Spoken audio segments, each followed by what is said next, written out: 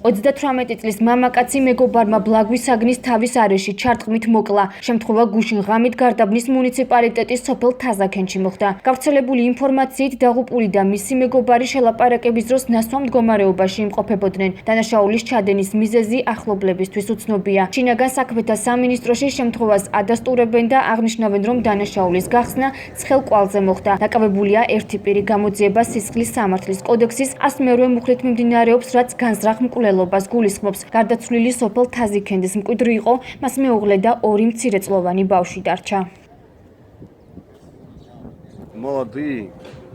გუშინ მამაკაცმა დაალიეს და შემდეგ იკამათეს. 2-3 ადამიანი იყო, ეთყობა რამე ვერ გაიყვეს. აუღია რაღაცა ჩაუტყია. ადგილზე დაეცა. გამოუძახეს სასწრაფო, თუმცა უკვე ცოცხალს ვეღარ მოუსწრო. მეგობრობდნენ და ადრე უთანხმოება არ ჰქონიათ.